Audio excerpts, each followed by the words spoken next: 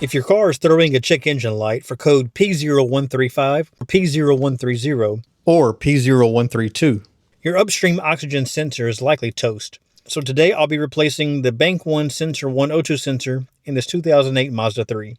All you need for this job is a new upstream O2 sensor, a standard 3/8 ratchet, and a specialized slotted O2 sensor socket.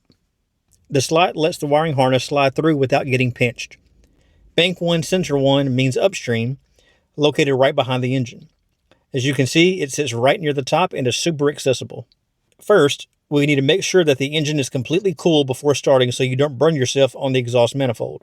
Now, slide your slotted O2 sensor socket right over the harness and down onto the sensor hex body, and attach your ratchet. Since these sensors go through thousands of heat cycles, they can be stubborn. Give it a firm, steady push counterclockwise to break it free. Once loose, unthread it by hand and pull the old unit out. Next, locate the electrical connector, press down firmly on the locking tab and pull it apart. Next, grab the new sensor. You'll definitely want to check the threads first.